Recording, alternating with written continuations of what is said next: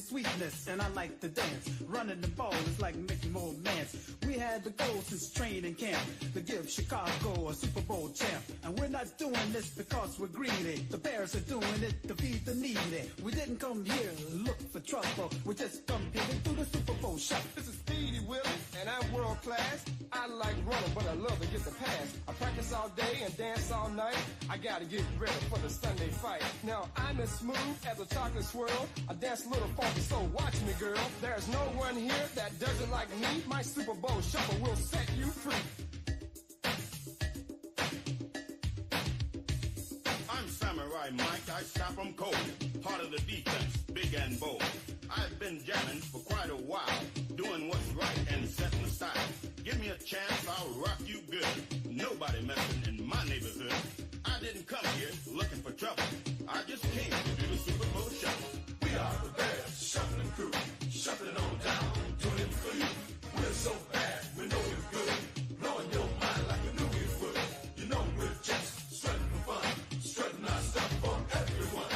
We're not here to start no trouble. We're just here to do the Super Bowl shuffle.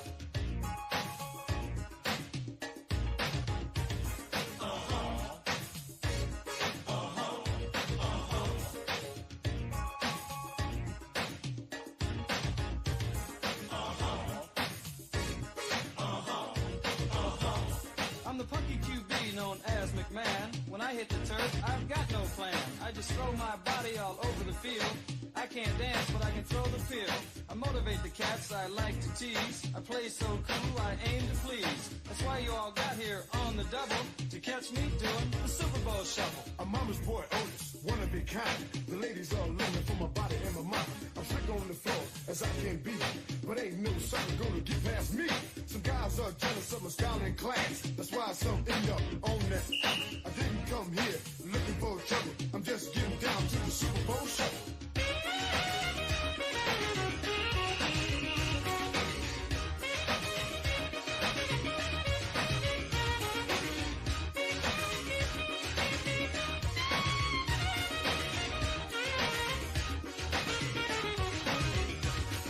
They say Jimbo is our man. If Jimmy can't do it, I sure can. This is Steve, and it's no wonder. I run like lightning, pass like thunder. So bring on Atlanta, bring on Dallas. This is for Mike and Papa Bear Hollis. But I'm not here to feathers ruffle. I just came here to do the Super Bowl shuffle. I'm L.A. Mike and I play it cool.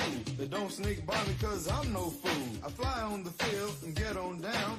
Everybody knows I don't mess around. I can break 'em, shake 'em any time of day. I like to steal it and make 'em pay. So please don't try to beat my hustle, cause I'm just here to do the Super Bowl shuffle. We are the Bears, shuffling crew, shuffling on down, doing it for you. We're so bad, we know we're good, blowing your mind like we knew we would. You know we're just strutting for fun, strutting our stuff for everyone. We're not here to start no trouble. We're just here to do the Super Bowl shuffle. The sack man's coming, I'm your man Dent. Is a quarterback slow, he's gonna get bent. We stop the run, we stop the pass. I like to jump guys on there. We love to play for the world best fan. You better start making the Super Bowl plan. But don't get ready or go through any trouble unless you practice the Super Bowl shuffle. It's Gary here, and I'm Mr. Clean. They call me Hitman, don't know what they mean. They throw it long and watch me run. I'm on my man, one-on-one. But these guys cover it down to the bone. That's why they call us the 46 zone. Come on, everybody, let's scream and yell. We're gonna do the shuffle, then ring your bell. You're looking at the fridge, I'm the rookie. I may be large, but I'm no dumb cookie. You see me hit, you see me run. When I kick and pass, we'll have more fun. I can dance, you will see. The others, they all learn from me. I didn't come here looking for trouble. I just came to do the Super Bowl shuffle. Shit, I'm the best thing on her. Shit, I am the shit.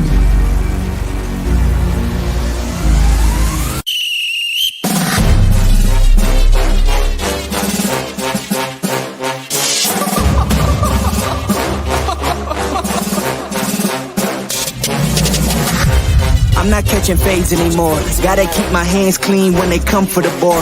Keep it smooth like a dawn, making moves in the dark. Cause I learned how to swim in the pool full of sharks. Now they coaches, cause they can't read all his motions. How the kid never switch codes, but he code switch focus. Staring down your team with a frozen, ice cold look that could end the summer solstice. Cause I'm more like the top dog. Keep on running game and the gang will accost y'all. I be calling plays from a plane while I'm off court. But we ain't the same, you a lame, I'm a mob star. Actually, I'm a top dog on a stat sheet. Off court, but I call plays for the athletes. When the cop cars try to catch me, cause I rolled off in a taxi. With my feet up, I'm relaxing. Singing Figaro with no accent. While I pull strings from the streets in. Do it all with a straight face, I'm the kingpin. Top dog, top flow, boss mode, I'm the kingpin. Showstopper, top dog, God vibe, I'm the kingpin. They know I'm a dog and a beast, man. Yeah, I keep the peace with a piece, man. I ain't got no time for a piece, man. Why would I respond to a pawn? I'm the... Hold up. If I let my dogs off the leash, they do my work to get out of Dodge while it eats. Honestly, they can smell the blood and the beef. And they don't leave anything behind that they eat. I can see you soft, ever thought about retreating. If you never have, then they'll give you a reason. Better watch your tone, lose your bass when you speaking. Underneath the mask is the wrath of a beast. When you learn how to smile in their face, then go cutthroat. Then they wanna call you a con when the blood cold. I remember starving while y'all had a truckload. Now I'm with the mob with the call and the gusto. I'm a top dog on a stat sheet. Off court, but I call plays for the athletes. When the cop cars try to catch me, cause I rolled off in a taxi. With my feet up, I'm relaxing. Singing Figaro with no accent. While I pull strings from the streets in. Do it all with a straight face, I'm the kingpin. Top dog, top flow, boss mode, I'm the kingpin. Showstopper, top dog, God vibe, I'm the kingpin.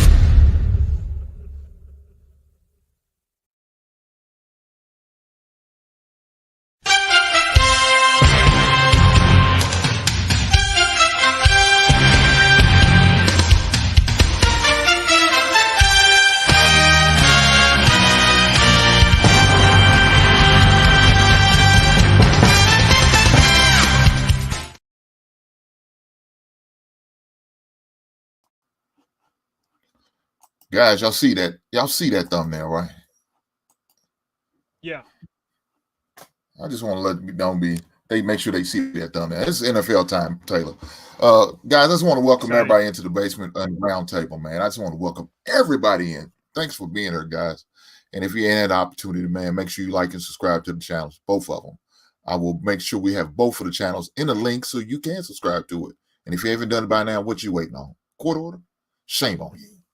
Taylor, this is my guy, Taylor, man. We decided to link up, man. We hooked up, and he reached out to me, man. And ever since then, we just been trying to put out great content. And we talk about football because that's what we love. That's what we love. So I'm going to give my man Taylor the floor and let him explain a little bit about his background. Go ahead, Taylor, before we bring the that's right. Thank you for having me on tonight.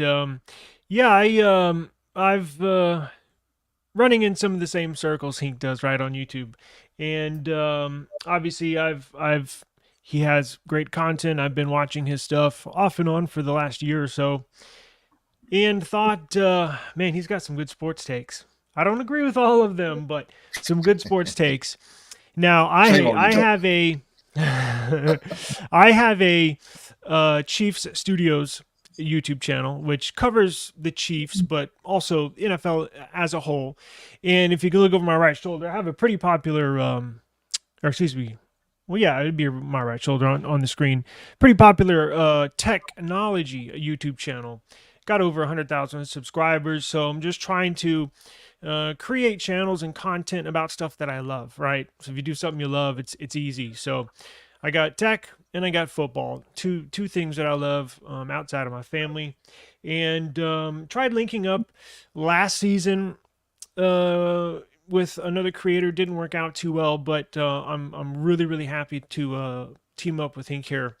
Created eSIM Studios podcast network. So we're not only going to have video content here for everybody, but we're also going to have the audio form. So you can find Hink's channel audio on Apple Podcasts, on any podcast platform. Just simply look up NFL Roundtable and it'll be there. For sure. But without any further ado, I definitely want to make sure I go and bring the guests up, man, because we're here to talk about football. We're here to talk about what God loves and what we all love and what we're a big fan of. Now, we not on agree. I'm going to tell y'all that now, guys. We're not going to agree on our team and our team choices, and that's okay. We're not going to hold it against each other. Well, let me take that back.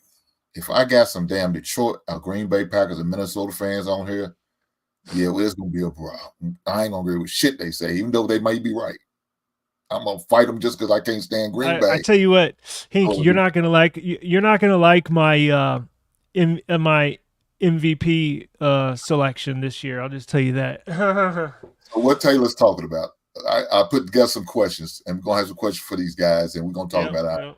And Taylor's already got the hold to the question, so he already knows what some of the questions are. But with that being said, he sounds like he's about to disappoint me. That's okay. I'm not going to hold it against him. He's human, and he makes mistakes, and that's okay. We're okay with that. But let me go and bring these guys up. First up the bat, man, this guy, he's an old head. He's a Pittsburgh Steelers fan. He's a Boston Celtic fan. He's all over the map. I don't understand it. But those are his teams. And we just going to ride with it. Welcome, my brother, Mr. Bennett. What's going on tonight, Mr. Bennett? Doing well. Cheap Studios, pleasure to meet you, sir. Thank you. You too. Right on. Let's keep it going. My man, I met this guy. He interviewed me. I don't know why he wanted to interview me because I don't find myself that interested. But I guess he did, and he decided to do an interview. But he's a Broncos fan. So I don't know how, Taylor, I don't know how you're going to feel about that, but we will see tonight. Let's go. My man, Jay. What's going on, Jay? How you doing tonight, brother? You good? Yeah, I'm doing good, man. Broncos country, let's ride, man. Damn. I don't know about that, but okay. You got to ride with your team. Ride them Broncos, yeah. Yes, sir. Let's keep it going. For some reason, all these guys are AFC fans, man. Damn. What's going on in AFC? Maybe it's because they winning. I can't say that right now. Y'all winning over. Y'all running things right now as far as the playoffs and Super Bowl. But with that being said, let me go on and invite the next guy up here, man. He's a Baltimore Ravens fan, raised and resides in the city of Baltimore, the city that he loves and the city he roots and cheers for. For some reason, he thinks Lamar Jackson is the greatest quarterback that ever played the game, along with Jim Harbaugh. Without any further ado, my man, King Smith. What up? Hey, man, glad to be here. Hey, look, I got one thing to add, though. I know somebody else that's coming up is a Baltimore Ravens fan. I used to be an Atlanta Falcons fan until that 2017 debacle that they lost in the Super Bowl to the Patriots. I renounced my Falcondom fandom immediately, and since I'm living here in Maryland, it was between the Commanders. No loyalty. So I could have you have one bad night and you run away. That's no loyalty. I'm not going to lie. I could do it. Lifelong Falcons fan, but that night on the clutch of grasping that one to have it slip away, I was done. Hey, is that what we're doing now? Yes, sir. You might have been too vulnerable tonight. But I'm glad to be here, y'all. We got another one of them old Dirty Bird fans. These Raven fans, they just coming out the woodwork. I don't know what's going on. There's something in the water, something in the air tonight because they all chose. Now, a friend of Jay's is a friend of mine.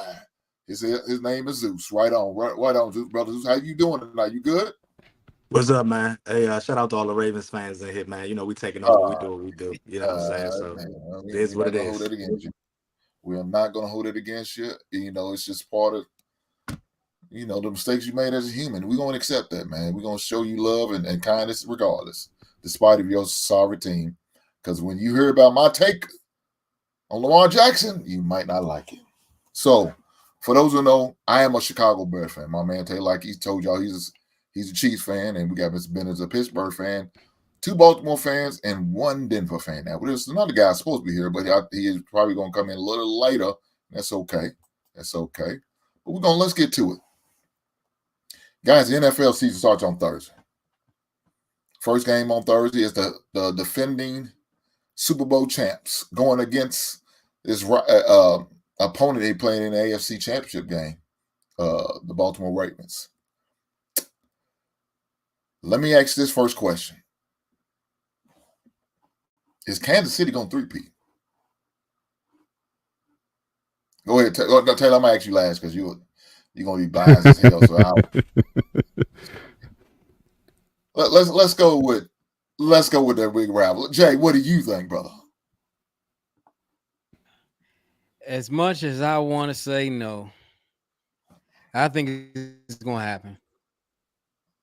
I just don't see anybody stopping them right now. I mean, they did great in the draft. They stirred up the defense. And as long as number 15 is that quarterback, I just can't see nobody stopping them right now. It's sad to say because I'm a Broncos fan, but I can't see nobody stopping them right now. The only team I can see even putting a dent in their chances is the Baltimore Ravens. That's it. Damn. That's it. I don't think anybody in the NFC can do it. I just think the Baltimore Ravens are the only team that can do it. All right. Mr. Bennett, what you got, brother? It's hard to bet against them. I tell you. I mean, it's like if Patrick Mahomes versus the field. Logic says to take the field. But again, he just has a way. We saw last year, the last couple of years, the regular season, as long as they finish 10-6, they're even money against everybody. He seems to elevate his game with the same players. The guys who were dropping balls in the regular season, now they're starting to catch the balls in the postseason. The defense certainly shows up to play. They re-signed Jones. So again, they definitely short him out, and it's going to be very difficult to get past them. So I want to say, if healthy, I said the guy who played him the toughest over the last couple of years, Joe Burrow and the Bengals. But again, Joe Burrow's health is always going to be a question mark. But if he's there, he can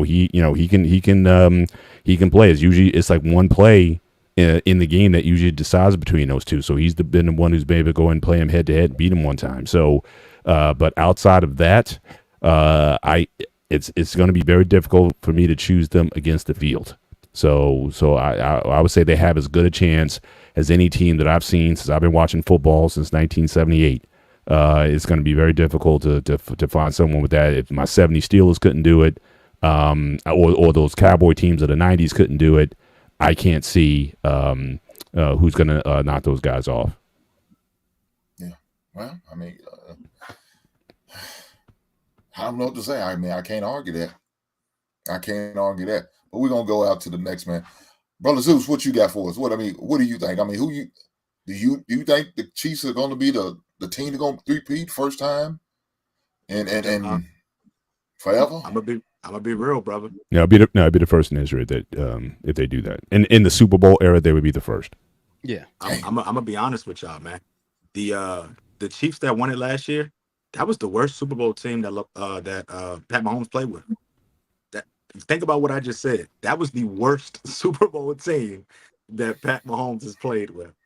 If he can take that team to the Super Bowl, right? He's restructured his contract so that he can get some more guys in there. Obviously, the trade deadline happens in a couple of weeks. We'll see what happens. I really don't see anybody besides us putting a dent in their armor. I just don't see it. I don't think anybody in the NFC, it don't matter who come out the NFC for the Super Bowl. If the Kansas City Chiefs are there, they're going to win it. The best bet is for us to go ahead and knock them out. And if we can't do it, hey, Pat Mahomes will be three-peating, and he'll be in that GOAT conversation. Jesus Christ. Lord help us.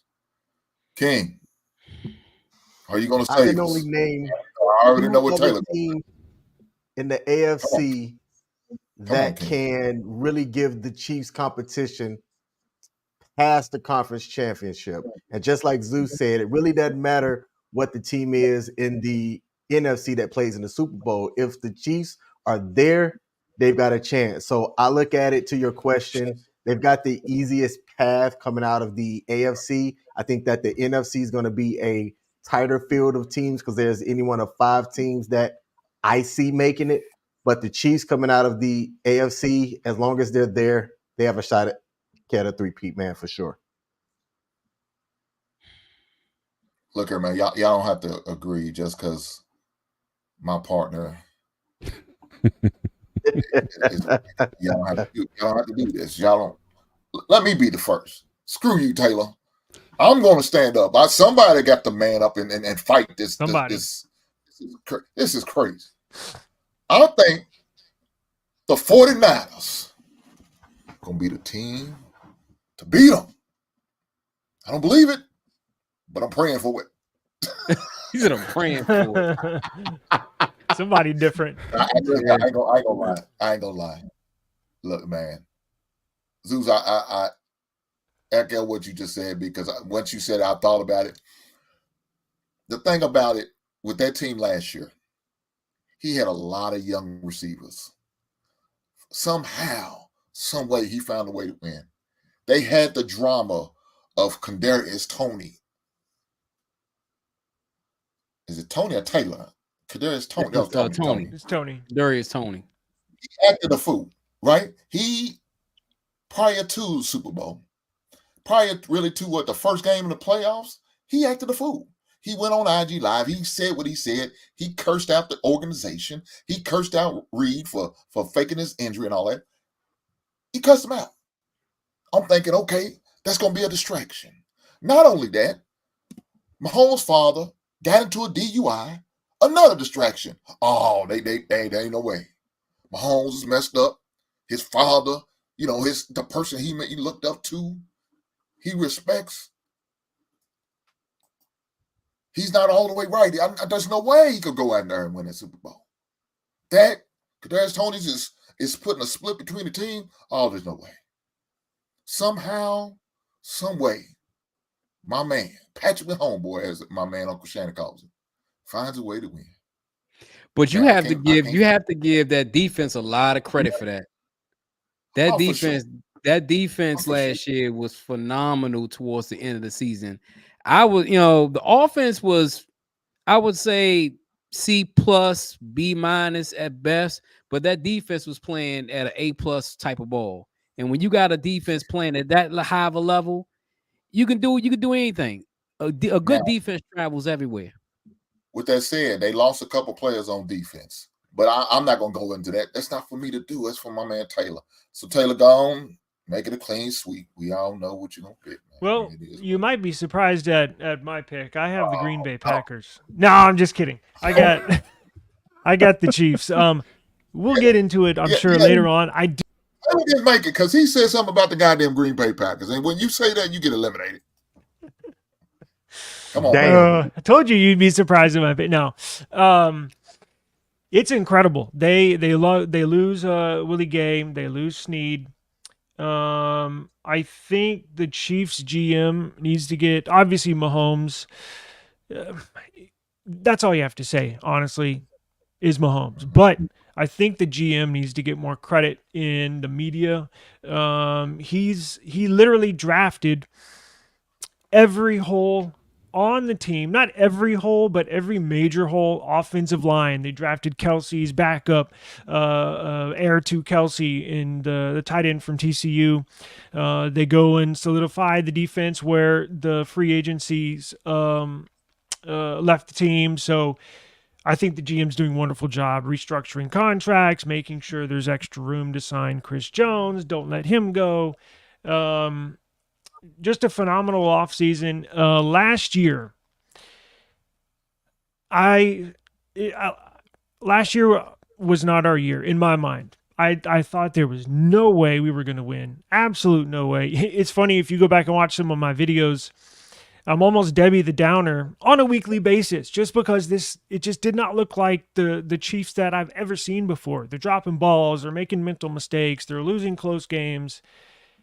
And then what do you know? We go into the playoffs and win the whole thing. So now it's like, well, shoot, if we won, like, I'm sorry, Jay the Reactor, like he was saying, if we won last year looking like that, then I'm going to have to pick them every single year. So it's probably a little bit of my fandom coming into play, but also a little bit of common sense, if that makes sense. But they solidified across the board. So I see the Chiefs winning again, three-peating again, and putting Mahomes up there in the Michael Jordan talk. Is it too soon for me to put him over Brady? Maybe, but the guy can't lose. I don't know what he's got in his blood, but he just cannot lose.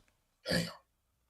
I can remember back when that draft happened, when that Mahomes draft happened, and Sean Payton was beating the table for the Saints to pick him, and Andy Reid went up and got Patrick Mahomes. Because that you know what I'm saying? That's who Sean Payton wanted. And then now to see what Patrick Mahomes has done over the years is astonishing. I mean, you got to give Andy Reid a lot of credit because Andy Reid developed him, let him sit behind Alex Smith for a year. Then he came out in the first year, he threw for like 50 touchdowns the first year. Yep. First year he started. When he got we got to start, yeah. Yeah, 5,000 yards. And then it wasn't even a full year because remember he played. I thought it was the last two, but I think he played in the last game of that last game. It was against the Broncos. Yeah. It was against the Broncos his rookie year. Yeah, but they had already solidified the playoff spot. So yeah. So look, man, I'm gonna say this about him. I like Patrick Mahomes. I like him. I think he's. Look, I already put him over Brady. Now to me, he's got to catch up with Joe Montana because I don't consider Tom Brady as the best overall quarterback. It's just my opinion. Now, other people may feel differently. I think Joe Montana is. So now he's trying to catch Joe Montana to me. So, Taylor, you can say he can catch Tom Brady. Cool, I believe that. That won't be a problem. If he win this year, I believe that. But can he catch Joe Montana? I don't think he'll ever catch Joe Montana. What? I don't think so. The only way because Joe Montana is 4-0 in Super Bowls. He's undefeated in Super Bowls. Patrick Mahomes has already lost a Super Bowl. Well, that's where you get into the Jordan LeBron James debate, right? Jordan's never lost a championship series. Final. And LeBron's been to like 10. A couple already. So yeah, exactly. LeBron's been to 10 of them, I think. But here's the thing that I like about with the Chiefs are making it very easy for us to put Pat Mahomes in these conversations. Because if you look at the Chiefs last year, their biggest issue is they had a lot of drop passes, right? We were wondering what was going on with the wide receiver core, and you saw what they just did. They just drafted Xavier Worthy. They just traded for Marquise Brown. I think Rashee Rice. I think he's primed to have a great season. He'll be his second year. He's going to have a great season. So already what the Chiefs have done is said, you know what, our bread and butter is our quarterback. Let's finally get him some damn wide receivers. And now he's got them. I think Marquise Brown's one of the fastest wide receivers. You saw Xavier Worthy's numbers. He's one of the fastest guys that's going to be out there. So you're putting him in a position where not only can he three-peat, but we might be talking about the 2025, 2026, 2027 year where he's just constantly going back and back to the Super Bowl because of everything that they put around him. And you know what I'm saying? So like I said, last year was the worst Super Bowl team that I've seen Pat Mahomes take to the Super Bowl. I don't see that team getting any worse than that. And if he could do that against the 49ers, which, the Ravens, we already destroyed them. So we knew if we would have went to the Super Bowl, we knew what we was going to do. But, I think at this point in time, 5 years from now, the Pat Mahomes, Tom Brady conversation, it's going to be a wash. Pat Mahomes is going to wash it. That's just how I feel. So the only edge I would add to that is, again, his major defeats have been against Tom Brady, right? I mean, Tom Brady beat him in the AFC Championship game, and he beat him in the Super Bowl with a different team. So that's something that's going to really loom. Even if he gets to a three-peat, I still don't know if that necessarily puts him over Brady, since Brady's basically essentially 2-0 against him. He's going to have to do a little bit more to overcome that, in my opinion. How you putting Montana over Brady? I haven't heard nothing y'all said the last 5 minutes because I heard Montana over Brady. What? Yeah, that'd be a stretch for me because, again, I mean, Montana played for some Hall of Fame. I mean, arguably the GOAT wide receiver. That defense of the 49ers in the 80s was killer. They had, at 1 year, they had 4 defensive backs who went to the Pro Bowl that year. They had some serious linebacker play. So, and they had a Hall of Fame coach in Bill Walsh. So, as much as I give credit to Joe Montana, I think Brady's done more with less. I mean, he had receivers that who played in Jersey here at Division I AA schools. He could take any receiver and make him into a guy. So yeah, I don't know if I would give Brady the edge over Montana the edge over Brady. because I think Brady had a lot more to work with than Montana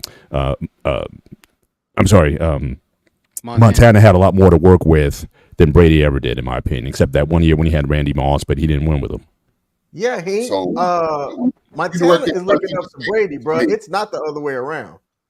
Let me explain why I say what I say. Joe Montana was the man the whole time he was there. Never a time that he was not the man. He was always the man. Brady was not the man for them first 3 Super Bowls. Your kicker was the man before you. Your defense was the man before you. You didn't become the man until your 4th Super Bowl. You didn't become the lead dog until your 4th Super Bowl. The other time you was riding coattails. I don't respect a man who riding coattails for that long. Now, you said a Hall of Fame coach? Bill Belichick is a Hall of Fame coach, right? He had a Hall of Fame type defense he put out there every season, damn near. So what's the difference?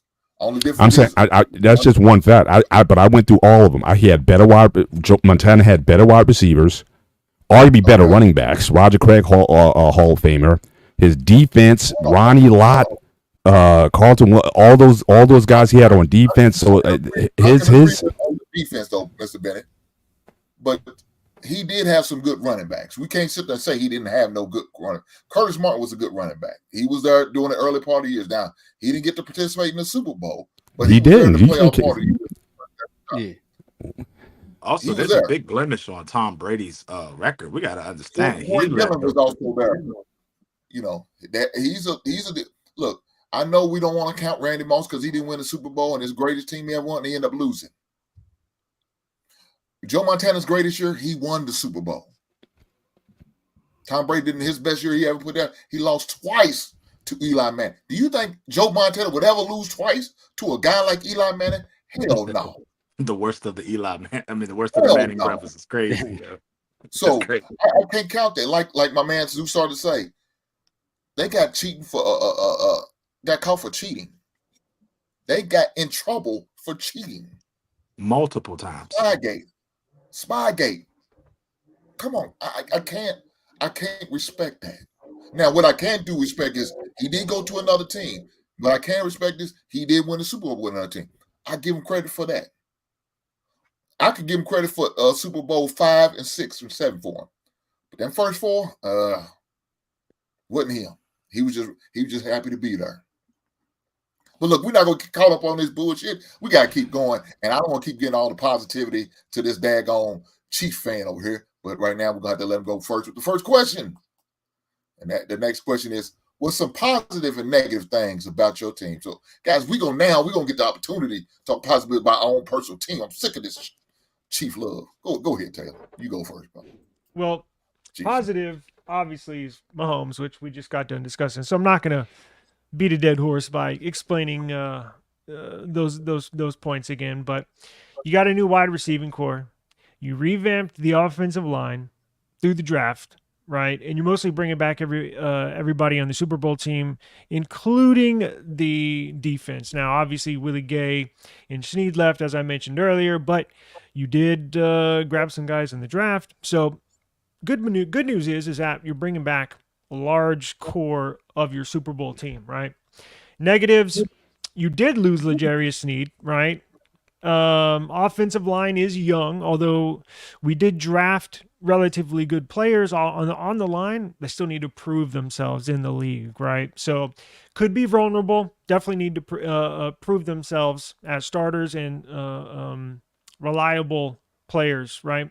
Also, another negative is the running back room. Now, I know they have Pacheco. He's been looking really good last season, just had a breakout year. However, if he gets hurt, look out for that running back position. Not that strong. And interesting fact is that Clyde Edwards-Helaire, he actually was just put on the, the IR, or cannot participate in football activities for like 4 weeks. Apparently, he's dealing with some mental health issues. He expressed, I think it was in between preseason game 1 and 2, early on in the preseason, he mentioned that I think when he was at LSU, he got robbed, him and his best friend, at a gas station, I think it was, if any of y'all remember that story. I vaguely remember that story. his best friend was shot and killed right in front of him. So, but that was like 3 or 4 years ago. But still, for whatever reason, he did open up in an interview and say that that's really been bothering him. He's been dealing with depression. So he doesn't have an injury, but he was put on the injured reserve. So if he was in the lineup or if he was on the active roster, I wouldn't have said the running back position, because he's a pretty good running back, right?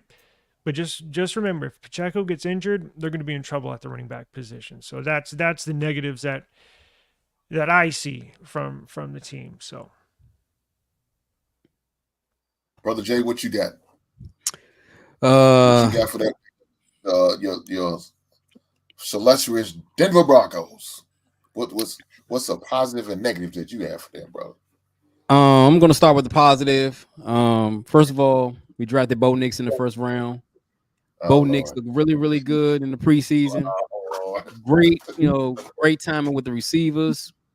Way better than Russell Wilson. I'm sorry. I mean, if you saw Russell Wilson play last year, you understand the heartache and pain I went through. So going ahead and drafting a quarterback who can run Sean Payton's system and run it in an effective manner really, really is a positive for me. Now, a negative, I got two negatives. First of all, I got to talk about our secondary. Besides Patrick Surtain, I'm a little bit worried about that secondary because we don't have a legit other corner to go with Patrick Surtain. The safeties are unproven because we got rid of Simmons because they didn't want to pay him. So now we got to go with PJ Locke, and we got another guy that we got to go with. And the other negative is the linebacking core. So pretty much that defense took a step back from last year, even though it took a step forward in the last 5 weeks. So my positive is Bo Nix and that offense, but the negative is the secondary and the defense. All right.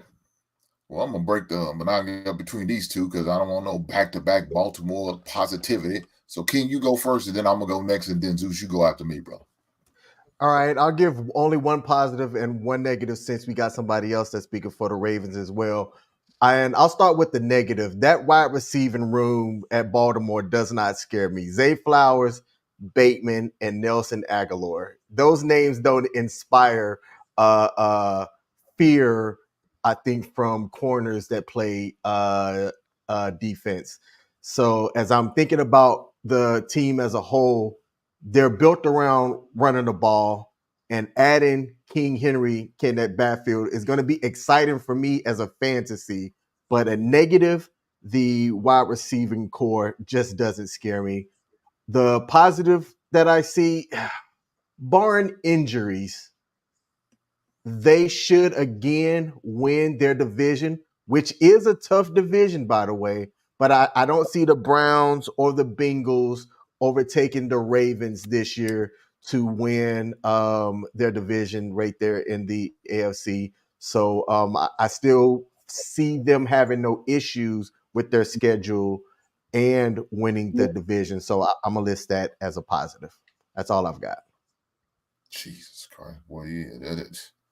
No, I'm not going to go next. I'm going to let Mr. Bennett, man. Mr. Bennett, break this bull crap up, man. We need to hear something outside this ball. Well, like that Christian song says, it's a new season and it's a new day. Fresh anointing coming our way. So, obviously, there's a lot of changes in Pittsburgh this year. Obviously, we have a new offensive coordinator, which that's the first positive right there, because the last guy was trash for the last 3 years. So again, it's got to go up from there.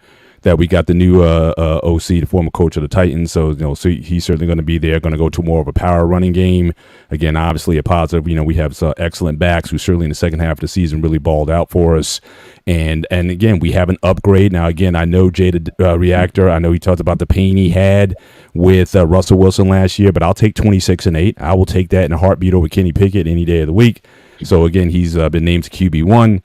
And so, again, that's definitely a major upgrade of what we had last year, veteran leadership, and already been named to captain of the team. So, yeah, so I'll do a let's ride with Russell Wilson at QB, and we have Hinks throwaways. So we got these two throwaways here in my view here. I got Jays and I got Hinks throwaways from last year, but that's all right. We put him in Mike Tomlin's system, and we'll see what he's able to produce with those guys. So again, those are positives. The other positive, again, I think our defense has certainly been stout. We snagged Patrick Queen from Baltimore. So look, I'm taking all the incoming here. So I got Baltimore. So we got Queen added to beef up our linebacker core. I think we also beefed up at defensive back this year. So I think our defense is going to be better than what it was last year. The negatives, again, trying to get all this together over the first 5 games. This team has to gel. The O-line, we're going to be playing 4 guys at O-line that are either rookies or still on their rookie deals. Okay, our veteran O-lineman, Isaac Seumalo, he's going to be out the first 4 games due to a pec tear. So again, we're going to be having a lot of rookies in there and a brand new center in there. So again, whether or not this O-line is going to be able to open up the holes for the running game or protect Russell Wilson, certainly that is a huge question mark for us. And we really didn't upgrade that much at wide receiver. We added Van Jefferson, but again, he's no burner. There was all the talk over last year about trying to get Ayuk from San Francisco, and I'm sure San Francisco is very glad that they kept Ayuk because, again, their rookie draftee just got shot, from what I just understand. So plus he was injured anyway. I don't know if he was going to play. So I mean, that whole situation is messed up. So it was certainly wise of them to keep Brandon Ayuk there. But again, they're going to utilize the tight ends. They're going to use the running game. And Russ, all he has to do is, again, bend, don't break, don't have any stupid decisions. And so I certainly project a positive outcome, much more positive than last year. And I think we'll be very, very competitive in the division. We were 5-1 last year with 3 different quarterbacks. None of them are on the team anymore. None of them are very good. So again, with a beefed up offense, better QB play, and better OC, certainly I think we'll be right there battling for the AFC North division. So that's my take on things. Right on. Well, before I get to my man Zeus, let me read this super chat because this blasphemy my man Jordan put in there. Shout out to my man Jordan. Now, Jordan, you're supposed to be here, brother. I hope Ron sent you the link. If not, I will drop it in the chat for you. He said the Detroit Lions are going to win the Super Bowl against the Chiefs and will beat the Chiefs. Key fact, Jared Goff is 2-0 against Mahomes. God damn. Say it ain't though. So I hope they don't do it because that's going to be sickening to deal with some of the Detroit fans I know.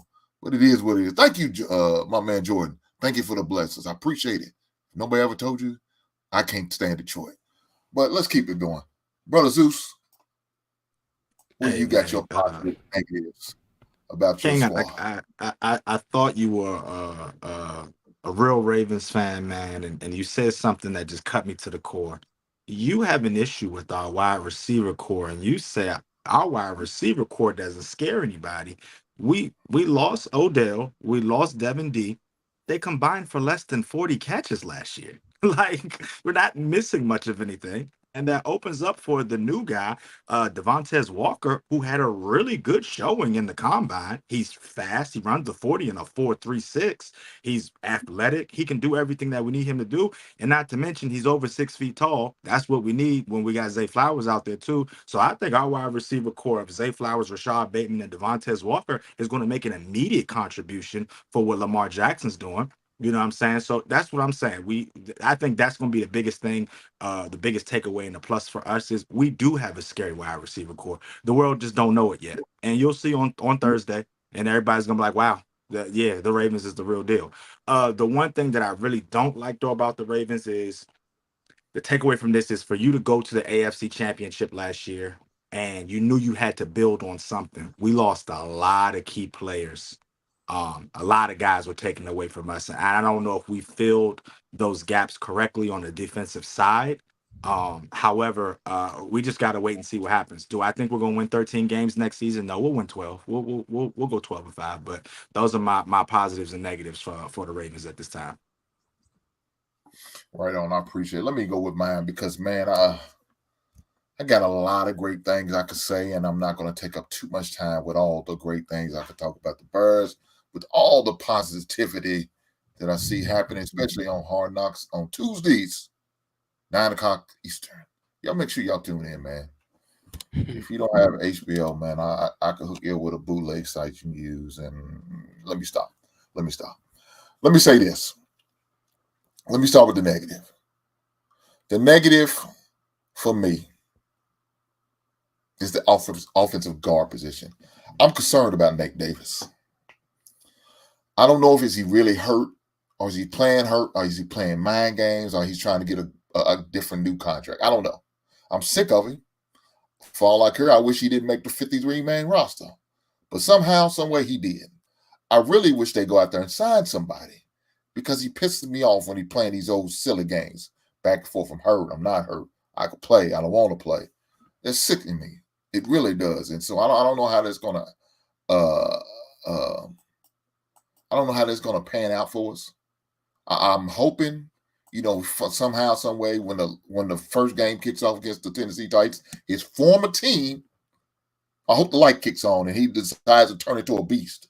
I'm hoping. But I'm not too optimistic. So that's my main negative. Probably my most concerned negative is really the offensive line as a whole, but mainly our guards. I like our tackles. I like Jones. I like Wright. So I'm cool with them. I like our center spot.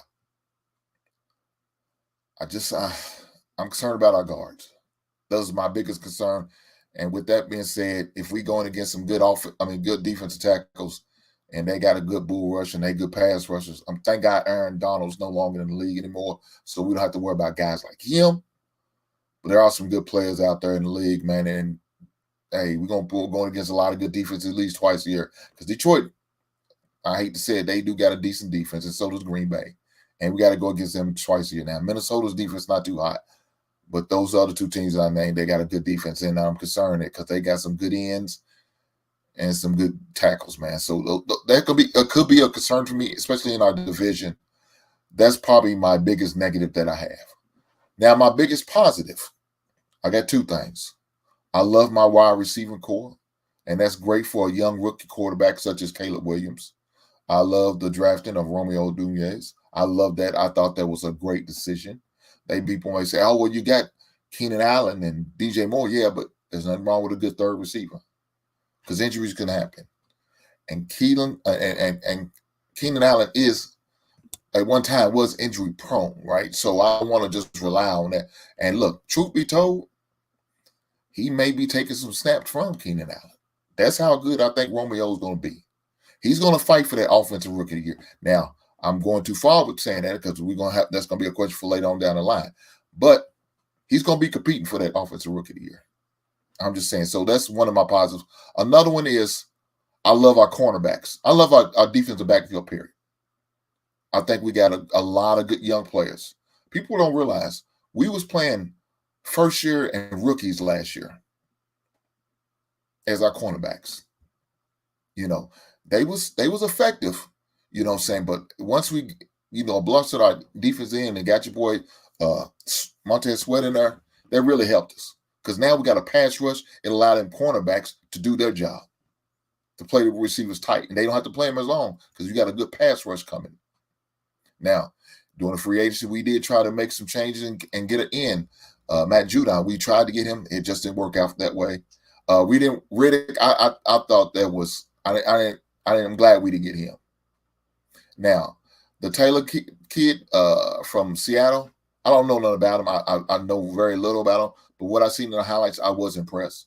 And then I was also impressed that he didn't get a lot of playing time, but when he did get to play, he made his presence felt. So a positive thing, man. I love the cornerbacks that we have, and I love the future that we have with our cornerbacks, with Stevenson, with Gordon, with Jalen Johnson. Man, look, I love it. I love what we got going. So we'll see. We'll definitely see. Let me get to the next question. I know, Taylor, you can't be here much longer. I know your time's short, but I definitely want to make sure I get this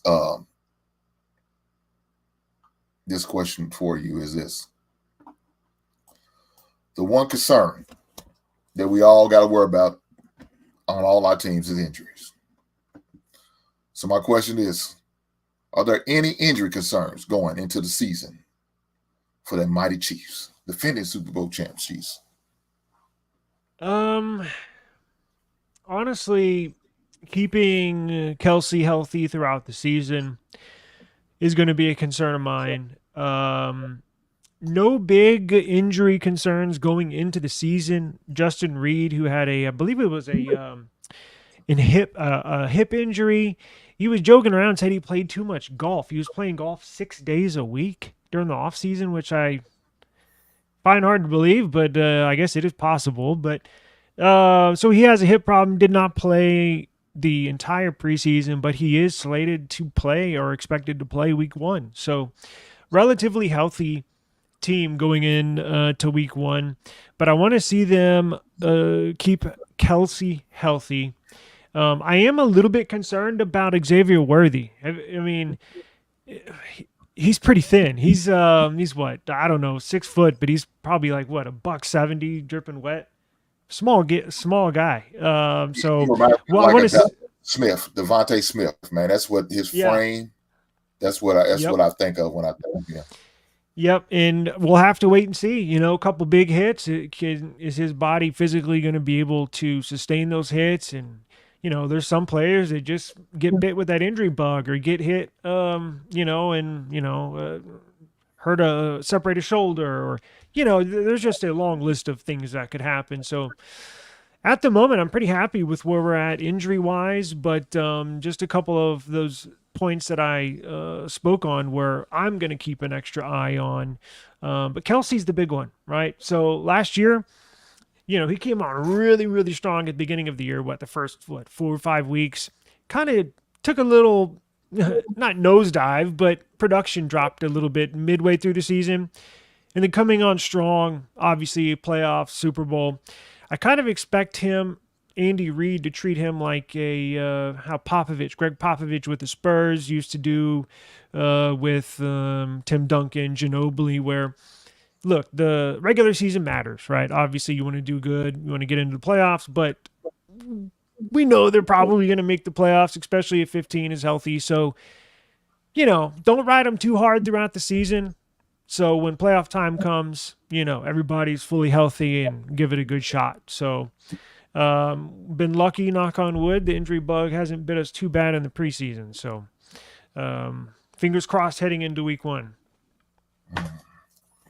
Yeah. I mean, I can imagine. I mean, he bring a Popovich. Y'all gonna do some load management down there. You're gonna be like the Tim Duncan of football. You're gonna have him play a game. I hope so. Game. For Kelsey, at least. I can dig it. Zeus, I'm gonna let you go next, brother. What you got? Hey man, I'm gonna be honest. Last year was the first time that all of our starters coming into week 1 played more than 10 weeks. I told this to Jay last year before the season started. I said, if we can stay quote unquote healthy, we're an unstoppable team. Obviously, the injury bug gets us. My biggest concern is Marlon Humphrey. I really want to see Marlon Humphrey get back to what he knows he is, especially with the rookie that he's got out there that he's going to be playing with. If Marlon Humphrey can stay healthy, I think we'll be good. I think there'll be a lot of footballs thrown out there that'll be swatted and intercepted on our side, but we definitely need Marlon Humphrey to help us. Everybody knows the elephant in the room. Can Lamar Jackson stay healthy? Last year he was sacked, I think 37 times, 34 times, or whatever the case may be. The funny thing about Lamar is he doesn't get injured in the pocket. I mean, he doesn't get injured outside of the pocket. He only gets injured in the pocket. So for him to lose this weight, for him to, be as mobile as he is and doing what he's doing, those are the two guys that I'm really worried about. If they can stay healthy, man, we're getting them 12 wins. We win in the division. Brother Bennett. Well, as far as concerns going into the season, again, I have a couple. I mean, obviously, we have a couple old aging players.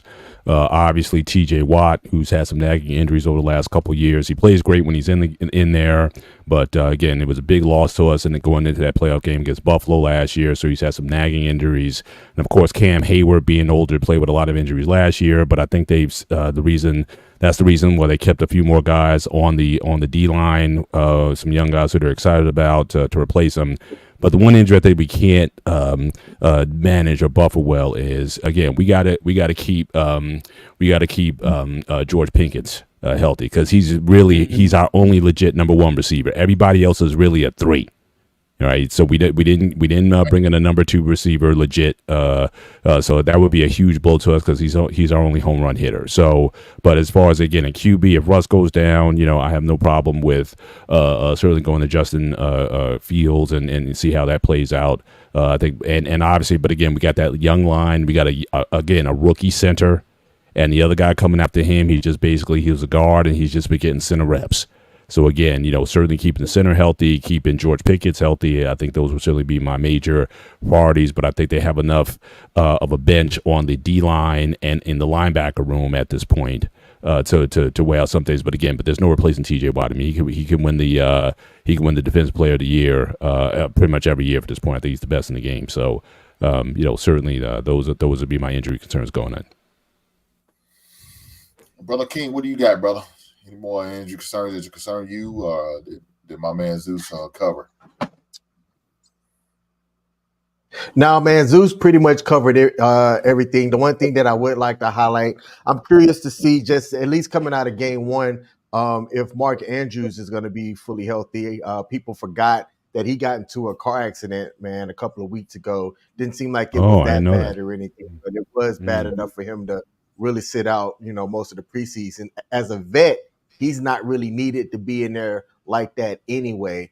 But, likely when Mark Andrews was out last year, he was definitely serviceable in those games that he played. As long as the defense doesn't catch any injuries going throughout the year, they still should be a top 5 defense. That offense stayed healthy pretty much for the most part throughout the year as well. Can they still play well? So I don't have any concerns going into this year. Good stuff. Before I let my man Jay go, man, guys, I pinned the link to the YouTube channel, the NFL Roundtable, but not my bad. Oh Lord, Taylor, I'm messing it up. Forgive me. Y'all make sure y'all subscribe. Make sure y'all subscribe.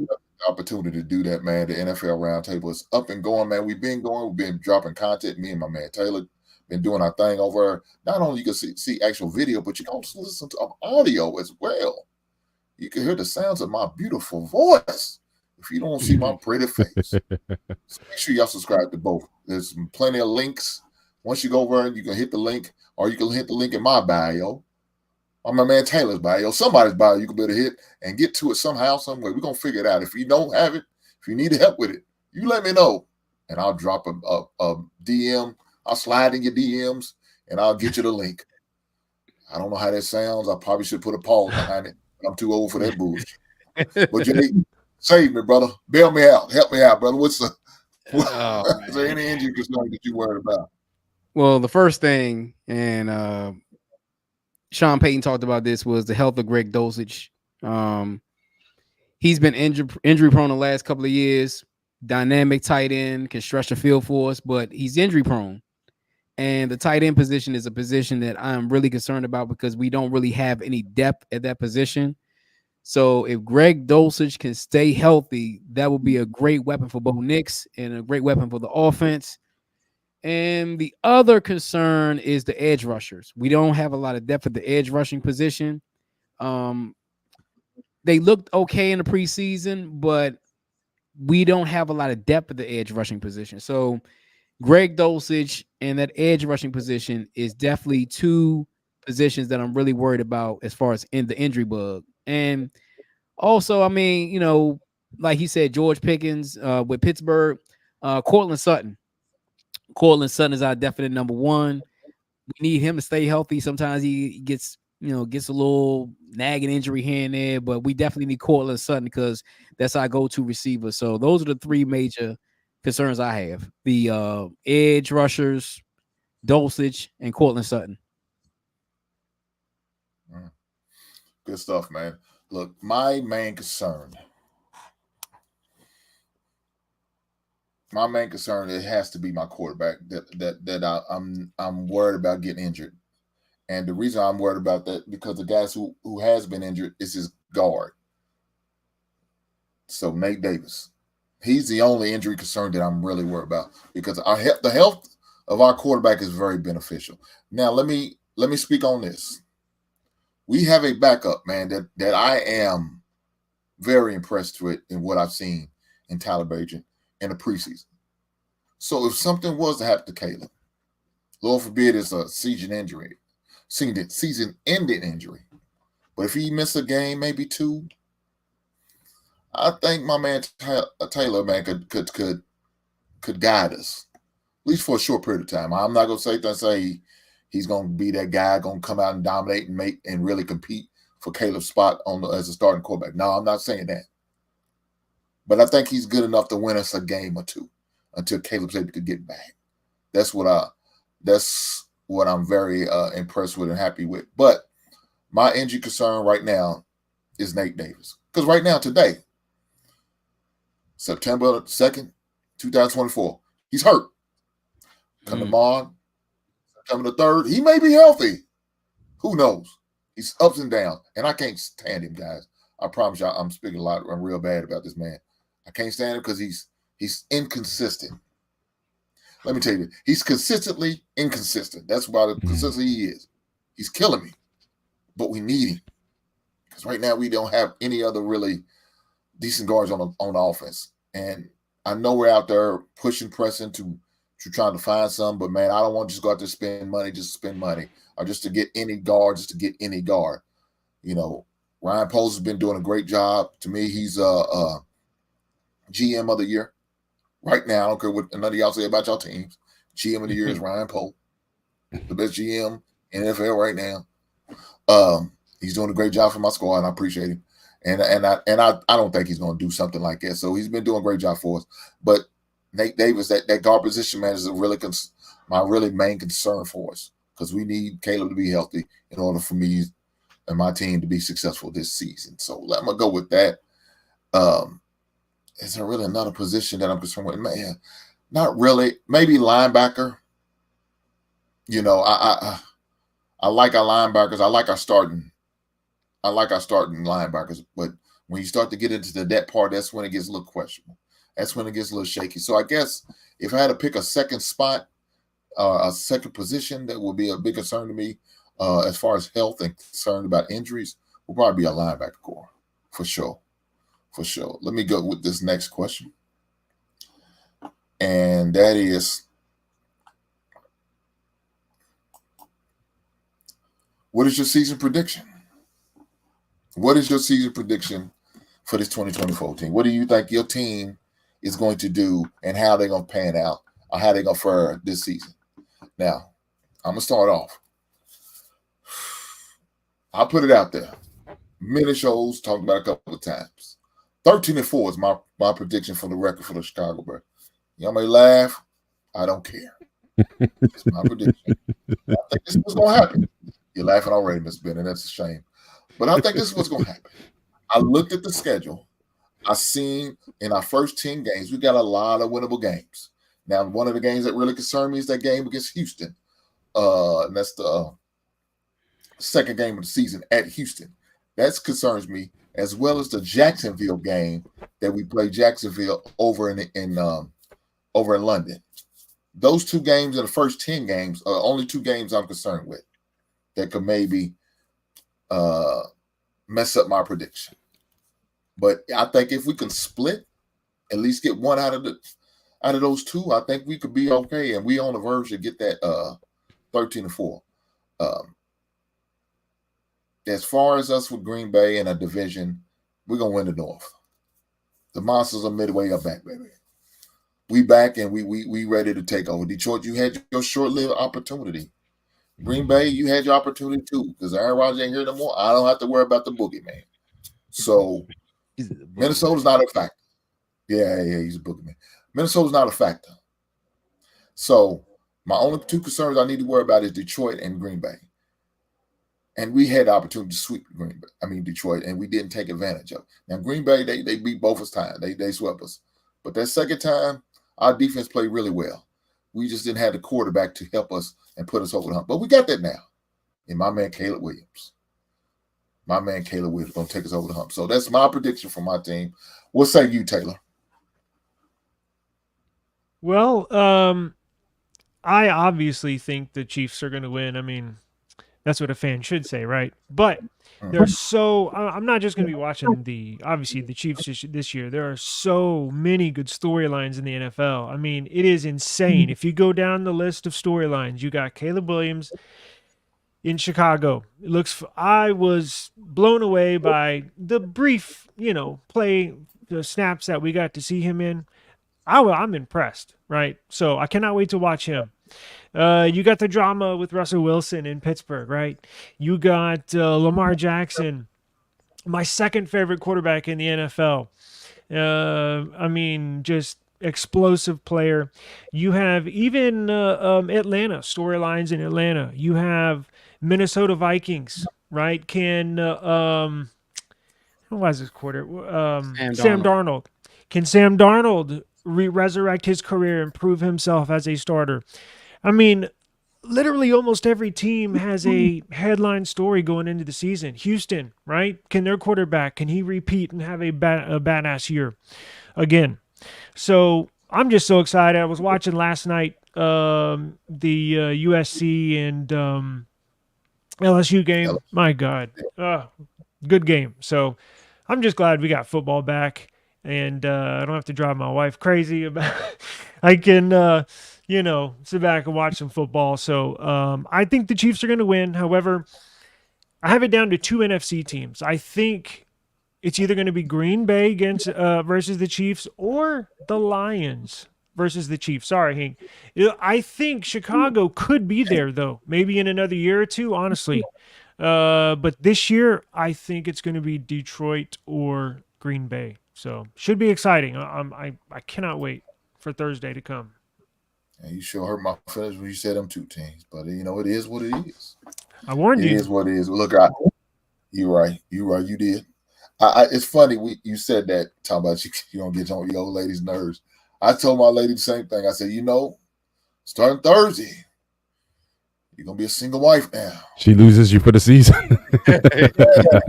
18 games. I said a few weeks. When you mean a season? I said, yeah, exactly. You don't know. You don't have to worry about me. I won't be in the streets. I'll be in the basement watching TV. Me and our daughter watching football, enjoying nothing but God's sport. But it's okay. Every once in a while, you come down doing a commercial and ask me all the questions you want. As soon as the game go live again, I'll see you later, baby. I'll see you when it's over. Brother Jay, what do you have, bro? For my Broncos, I'm gonna be realistic. I'm gonna say 9-8.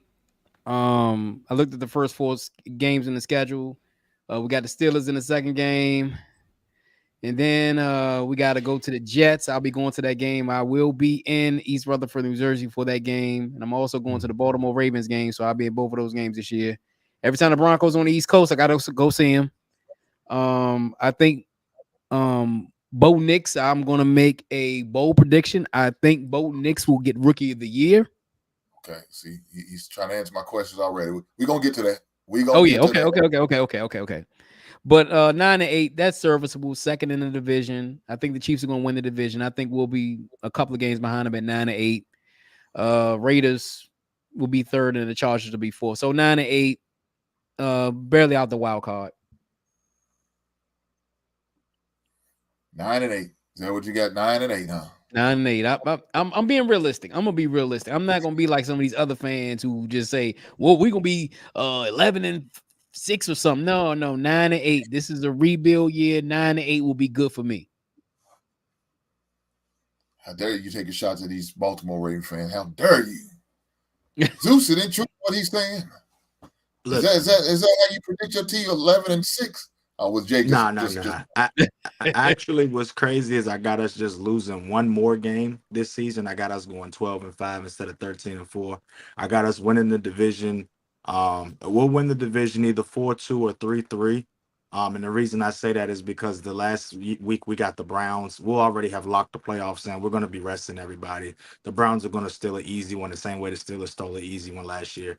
It is what it is. I am a little upset that your Bears. I think they are going to go 11-6, and I think that they're going to go deep in the playoffs. I wanted to say that while you was talking. I didn't want to interrupt you.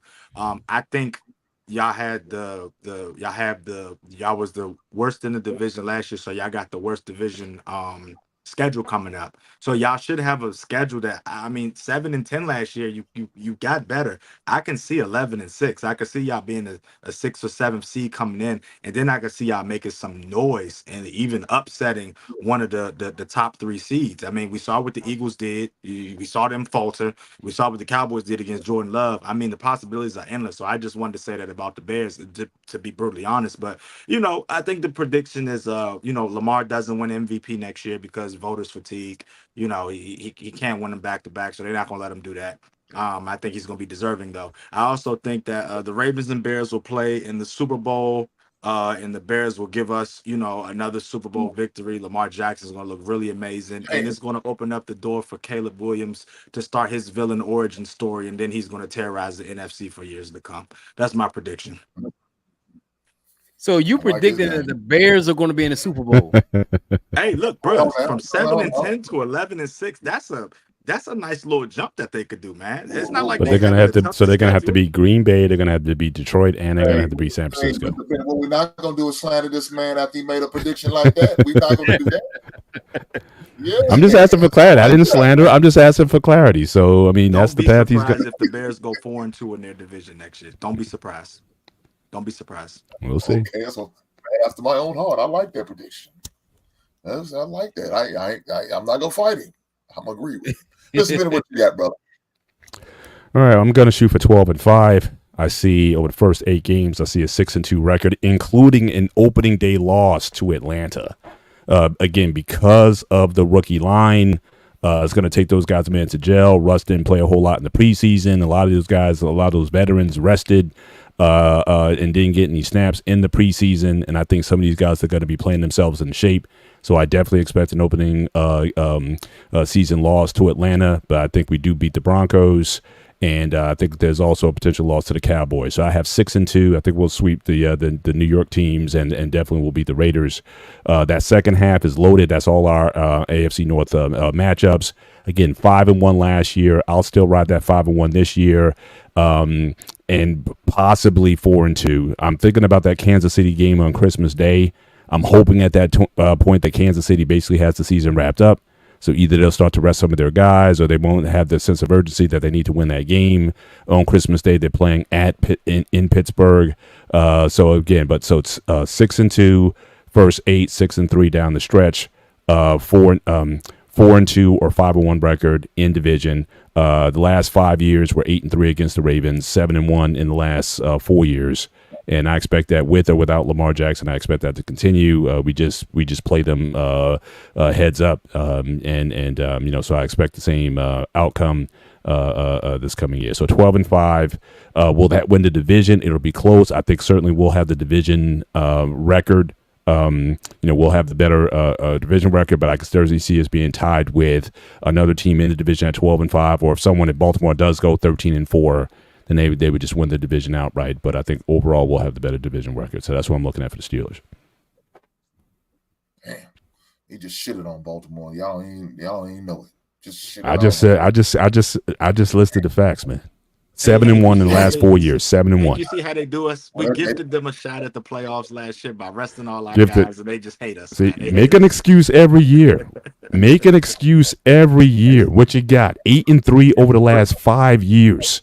With Lamar, without Lamar, with Andrews, without Andrews, we just own you guys. I mean, so it is what it is, man. He's ethering me right now. You got to throw the ether beat on my nose, man. Come on, man. It's the Bennett chill. That truth kills, boy. He's snatching souls right now, Mr. Bennett. Brother King, you might the best. Zeus, don't get mad at me. Oh Lord, you gonna help. There's already division of the ranks already. I know. I need to duck my head down. Hang on. Let me duck my head down. I know I talked about how we have one of the easiest paths out of all of the AFC teams to win our division outside of the Chiefs. However, the one thing that I did forget about as I was taking a look at the upcoming schedule is that Joe Burrow is back and healthy this year. In our first 5 games, we got the Chiefs this Thursday, the Las Vegas Raiders, which if they win more than 3 games, I think folks will be surprised. Dallas, Buffalo, and the Bengals. There is a scenario in which we're 1-5 going into week 6. That's possible. All right. However, if we can get through those first 5 games 4-1, then I have a nice outlook that we could win 12 games this season, still win the division, and go into the playoffs with that big Mo and riding that thing down towards the Super Bowl. But it's going to be a tough path for him. Well, guys, look, we're gonna better get to it. My man Taylor's got to go here shortly, but before he goes, I definitely want to make sure I answer this last question, and that is, who's going to be his offensive and defensive rookie of the year this year? I was hoping you were going to ask that because I could not wait to answer this question. Rookie offensive player of the year is going to be Jaden Daniels, right? I think his combination. So just a little brief history. I've watched Patrick Mahomes since he was in high school. I've watched Cliff Kings. I actually played against Cliff Kingsbury in high school football. Now, so I've watched their careers. I'm not just some bandwagon fan. I've actually watched their careers unfold, and I think this pairing of Jaden Daniels and Cliff Kingsbury is a match made in heaven. I honestly do. With the skills that Jaden Daniels has, he's from what I hear, Kingsbury said he's a brilliant X's and O's quarterback. Like he is very, very sharp mentally, on and off the field, talent off the board. So he gets Kingsbury gets a lot of crap for his air raid offense, but when you have the right pieces in place, it really does work, right? Didn't really get a fair shot in. I shouldn't say that, but the Arizona job didn't really work out. But I think Jaden Daniels is a perfect quarterback for Kingsbury's offense, as Mahomes was at Texas Tech. They didn't win a lot because their defense sucked, but they were putting up 50 points a game when they were at Tech. Mahomes and Kingsbury throwing for 700 yards. So Jaden Daniels is going to put up numbers. Defensive rookie of the year, had to do a little homework on. So I think the LA Rams outside linebacker Jared Verse from Florida State. Verse. You know who he is? Yeah, actually, he looks really good. He's undersized for an outside linebacker, right? That's what I've been hearing. But he's very explosive, pretty fast. Can cover tight ends. Should get some sacks. Should get his tackle numbers should be pretty high. So that'll be my vote for defensive rookie of the year. But before I get out of here, I want to say thank you. It was a pleasure meeting every single one of y'all. I hope I see y'all weekly. And we're going to put a lot of content up. So I just want to say thank you again. It was a pleasure. And we'll see you soon. Yes, sir. Hey, nice meeting you. Thank you. Take care, sir. Yep. Yes, sir, Taylor. I appreciate you coming, brother, and keep on doing what you're doing, brother. Take care of yourself, and I'll see you on the next one. Right on? Sounds good. Thank you. You got it. Guys, man, let's Jay, who is your offensive and defensive rookie of the year? Who do you think is going to be that young guy or that young man is going to step up, man, and really make a big difference on their team out there, man? Who you got? First of all, my defensive rookie of the year, I'm gonna go with Letu. Outside linebacker for the Indianapolis Colts. I saw him play against the Broncos. Quick first step. The neck injury scared a lot of people off of him, but if this guy can stay healthy, he will be an animal for the Indianapolis Colts. Jared Verse is a good player, but I just think Letu just has the size, the speed, the intangibles to be that next great edge rusher for the Colts. I'm gonna be a little homer. I'm gonna be a homer and say Bo Nix is gonna be the offensive rookie of the year. The reason why I say Bo Nix is because he is perfect for Sean Payton's system. And Sean Payton, how Sean Payton does his quarterbacks. He puts a lot on their plate. Bo Nix played really well in the preseason, processes really fast, get the ball to the receivers real fast. And I think with just those intangibles, he'll put up decent numbers. I don't think he's going to pass for 4,000 yards. I think, 3,200 yards, maybe 25, 26 touchdowns, maybe 8, 9 interceptions, something like that. That'll be enough. I was going to go with Jaden Daniels, but I'm not sure about that offensive line for the Commanders. That's the only reason why I wouldn't go with Jaden Daniels, because that offensive line is so suspect for the Commanders. But I'm going to go with Latu, and I'm going to go with Bo Nix. Brother King, go ahead and go. I know you got to cut loose shortly yourself, so I'm going to let Brother King go, and he's going to tell us his offensive and defensive rookie of the year. Now, I do like, let me say this before we go. I like y'all cornerback. Y'all got a rookie cornerback that I do like that I think has a lot of potential, but I hope I didn't take your guy. Go ahead, King.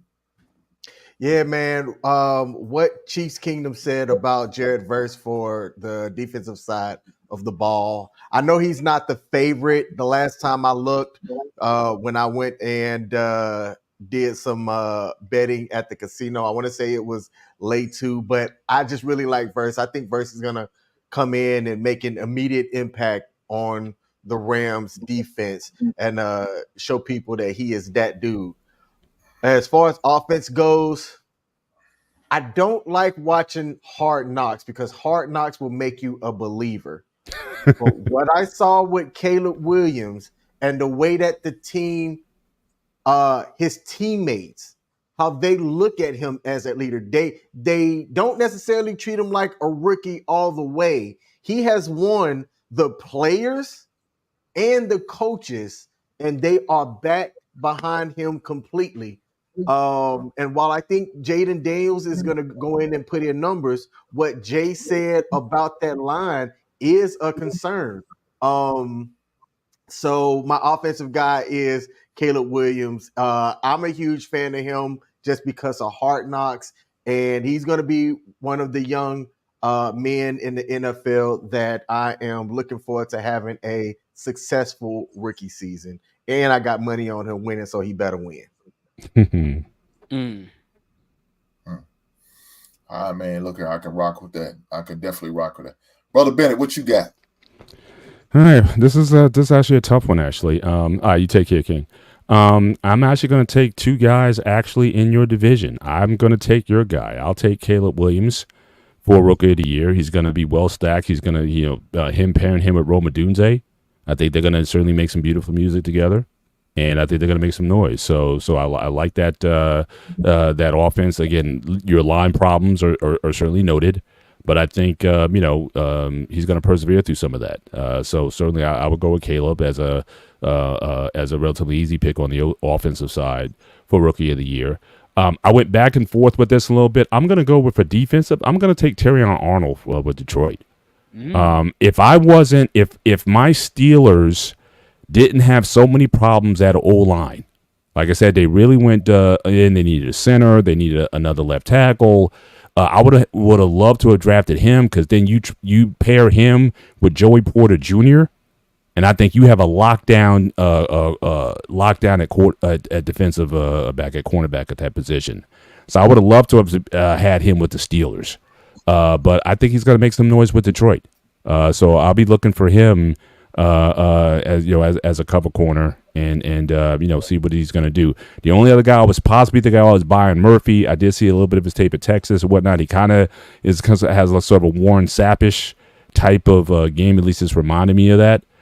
So I know he's got a motor, but I'm going to pick the defensive back, Terrion, and see what he does. So for those who don't know, Terrion used to play at Alabama. That's where he came from, Alabama. Mm-hmm. So. Go ahead, brother. So I was about to go next, but I'm gonna let you go first, brother. So the rookie of the year offensively, I'm gonna go with Caleb Williams.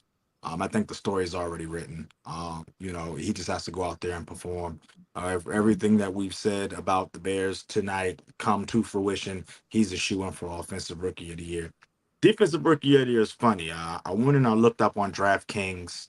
And I saw a funny stat. 20 out of the last 24 defensive rookie of the years were drafted in the first round, right?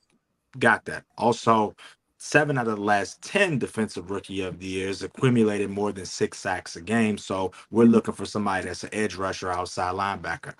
I believe in that boy from Alabama, Dallas Turner for the Vikings.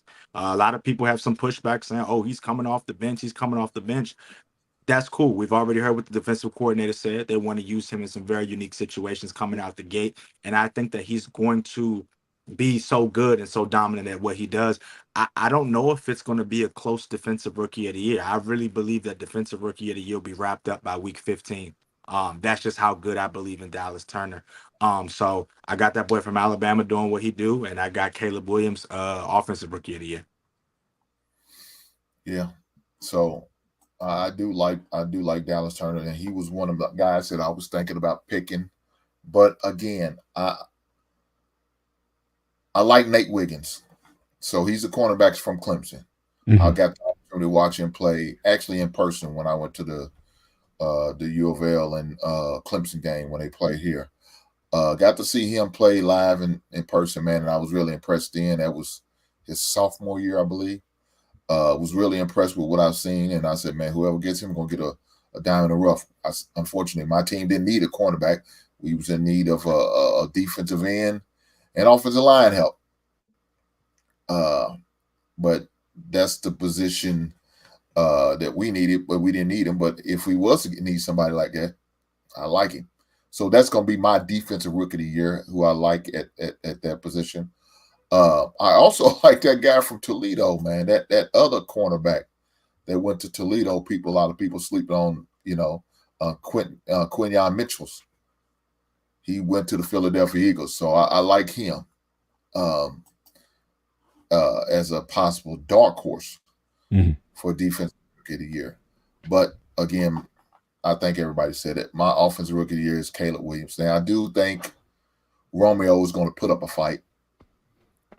I do think Romeo's going to put up some good stats, and he's going to really compete for that number 2 spot at the wide receiver. He's going to take a lot of snaps from Keenan Allen. You think they may cancel each other out? No, because I don't think he's going to get enough stats. If he was a starter, maybe that will be a possibility, but he's not. So Caleb Williams is my favorite. Now, a guy who I can see coming in second, there's a couple guys, man, I like. I don't know. The good thing about what they a lot of people don't realize, we kind of forget about offensive linemen, right? We kind of forget about those guys because we always think about, the wide receivers and running backs as offensive guys, the quarterbacks, of course. But what the Chargers did in getting an offensive tackle on Joe Alt, is it going to be known as a rookie year type player? No, probably not, because you're not going to look at that position. Nobody, they second thought. But if you think about football, you realize the importance of a good offensive line and a good defense line. I do like Joe Alt. Now I know he don't really have a snowball chance in hell to win that offensive rookie of the year, but as one of the rookies, future stars, I like him. I really do like him. We was looking at an offensive tackle as a possibility, so I like that position for them. Another possibility is, that beast that used to play at Georgia, Brock Bowers. Now, of course, they got Michael Myers down there already at tight end. I didn't really understand why the Raiders drafted him, because they already got somebody like Myers from Notre Dame. He's a good tight end, productive tight end last year, had a decent rookie year last year. Didn't understand, but hey, maybe they looking at the what the new Patriots did with the 2-man tight end and try to run something. But to me, you probably should have drafted a quarterback. truth be told, but that's a different story.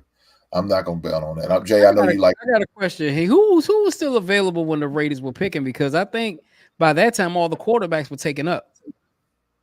Well, the Raiders picked at 13th. Because we picked Bo Nix. That was the sixth quarterback taken off the board. Moved up. I think and that was the last quarterback taken. That was the last quarterback. Yeah. And so, like everybody else, they could have moved up. Yeah, because Michael Penix was sitting right there, and because Atlanta moved up, right? Didn't Atlanta move up? Yeah, they went to 8 and got Penix. I think that's what threw the whole. I think that threw the whole draft off, or that opened the first round when they did that, because they already had Kirk Cousins signed, and for them to move up to snatch him, I think. Yeah, nobody thought that they would do that when you just got Cousins to $125 million contract. Well, he got $125 million bonus. He got $180-something million as far as his deal. Nobody's seen that coming. Yeah. Nobody. And truth be told, I didn't think Michael Penix was going to go in the first round. Well, let me say this: not only Michael Penix to go in the first round. I didn't think Bo Nix was going to go in the first round. To me, he's a second round quarterback. Mm-hmm. Now, Jay, I know you sit there and say, well, what he did at Oregon. Okay, cool. He shined at Oregon. Just like every quarterback that goes to Oregon, they shine. I remember the dude at Auburn, and he looked like ass.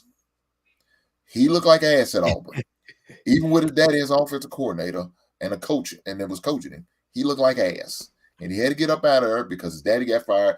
He said, I got to get up through. I don't know if you've seen a video I clipped for him, and I talked about it. Look, I think he's got a lot of potential. I think Peyton is a great coach, and he usually does well with his quarterback. So I think he's got his work cut out for him. I'm not impressed with the receivers core that he has, other than Sutton. Who do you have? I mean, thank goodness you got Williams, and I think it was that the other. We got the guy. We got the young guy from Notre Dame, Estime. No, I'm talking about your running back though. Your other running back, McLaughlin. I like them too. That Williams and McLaughlin combination. The Sutton, I like him. Tight end is left to be desired. Like I think you saying the other receivers. Who? What's his name? We got Marvin Mims. We picked him up in the second round last year. We also picked up Troy Franklin in the draft in the third round. Then we also got Reynolds from the Detroit Lions. Yeah, see, these are a bunch of bodies.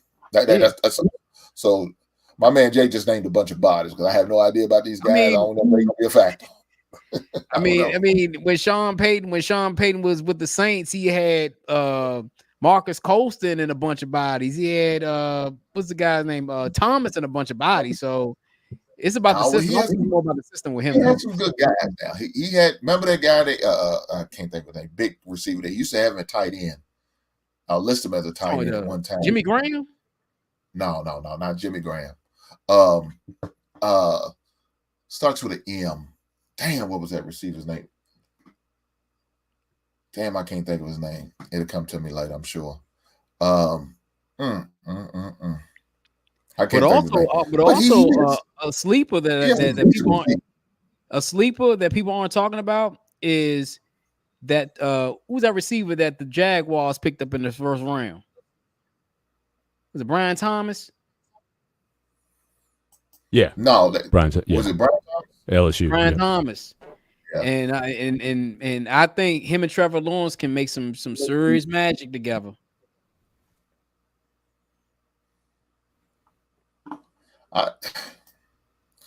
He's gonna need some receivers help because I don't know, is Christian Kirk? I mean, is he gonna be a factor? I think Everett Ingram's gonna be the lead receiver for the Jaguars this year. You would think it would be Chris Kirk now that Calvin Ridley's gone, but I don't know. Yeah. Brian Thomas Jr. I wasn't impressed with him at LSU. It was always Malik Labus, even though Thomas was a bigger receiver. You know what I'm saying? And probably should have got more shine, but his ability to hold on to balls, that's what concerns me with him. I would have said Malik Neighbors easily for offensive rookie of the year because he's a beast, but the quarterback play in New York is atrocious. Yeah. So let me ask you this last question, and if any one of you guys got to go, I understand. But my last question is, what team do you like outside of your own personal team? What team do you like in the NFL this year that you can see making a lot of noise. So I'm gonna go first because I don't want you guys to steal my team, because y'all seem like y'all would be doing that, stealing my team. So my team is that I like outside of the Chicago Bears, and that is Atlanta Falcons. I did a video on it. I like what they've done as far as their defense. They got your boy Simmons from Denver. I like Matt Judon add to the defensive end. They needed a pass rush, and it helped out. The defense was already pretty good because they had TJ. TJ just signed a new deal, so now they got the cornerback solidified. The defensive end has been solidified, and I like that they got some good linebackers as well. As far as the offense, I like Kyle Pitts, and I think he's going to be successful. Now when Kyle Pitts had the opportunity to play against with Matt Ryan, he had good stats. But when you had guys like what you had last year, that quarterback from Cincinnati, it didn't help. You got the quarterback I think they just traded away not too long ago. I think he was at Minnesota. Desmond Ritter? You talking about Desmond Ritter? Desmond Ritter, yeah, they got him up out of here. He's a quarterback from Cincinnati. But there's another one they got from Hickens. Taylor Heineke. Yeah, Taylor Heineke. Terrible. So you got a quarterback like that to throw to you. Kyle Pitts, you're not going to be successful. So I think he has a lot of potential, and I think he's going to be successful with the addition of Kirk Cousins. He loves to use the tight end. He utilizes him pretty well. And then, they did hire old former Darnell Mooney, one of Chicago Bears' old cast off. So I think that really helped the receiving core. So they got a lot of pieces that I like that I've seen, and that division is terrible as a whole. You got Carolina, you got New Orleans, you got Tampa Bay. That division is very winnable. Could have won it last year, could have beat out Tampa Bay. The winner of the division end up going 9-8. More than likely, I think Tampa's going to probably end up with the same record, but I think Atlanta's going to overtake them with 10-7. So I like Atlanta as a team other than my team. So go ahead, Jay. I'm going to surprise people with this, but I'm going to go with the Arizona Cardinals. And the reason why I'm going to go with the Arizona Cardinals is Kyler Murray's healthy. They drafted Marvin Harrison Jr. in the first round. And I think that defensive coordinator or that new head coach, he's got the eyes of the team. And also you got to think the Cardinals came on strong the last few games of last year. They came on strong. And I think if Kyler Murray can stay healthy, I'm not saying they're gonna win the division or anything, but I think they can get at least 9-8. That'll be a huge jump for them. And I think that whole team is going to go in the right direction. So I'm going to go with the Arizona Cardinals. Brother Zeus, what you got for us, brother? Man, I'm not going to lie. In Tua we trust, man. The Dolphins, they're scary. They're scary. They've always been scary. That boy Tua threw for, I think, 4,600 yards last year. Nice, right? I think that whole team is well put together to go deep in the playoffs this year. They just look like they're going to be a fun bunch. Madden 25, I'm going to be using the Dolphins. Of course, I'm going to be using my Raiders, but it is what it is. So, that's my answer right there. Brother Benny, what you got? Honestly, guys, I got to pick the Jets. I'm sorry. I mean, Aaron, again, that's a lot of ifs. But Aaron is the difference maker. They went 7-10. With all that dysfunction from game one, they went 7-10. You add Aaron to the mix, you're going to flip it to at least 10-7 and higher than that. They will be competing in the division this year because I don't think Buffalo did a whole heck of a lot to improve this year.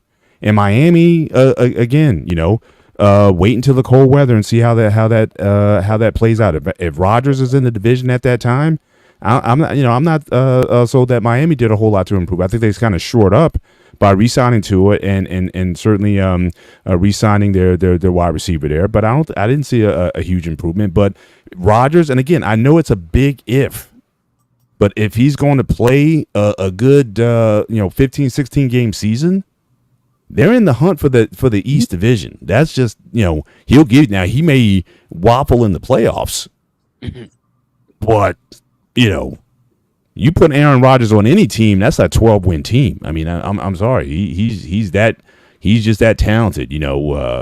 Views or no views, or whether he's immunized or not, all the drama he brings off the field. But I mean, the guy, you could just tell when I saw the Jets on Hard Knocks last year, it's just different.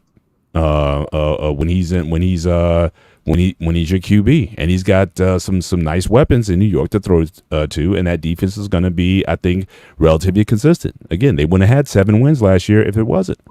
So I got to pick the Jets, man, to really break out, and they're going to be scary with Rodgers. Yes, sir. Yeah, look, I can't disagree. Because, like I said, like last year, I expected a lot from them until the injury of Aaron Rodgers. First play. I mean, we didn't even get a taste of it.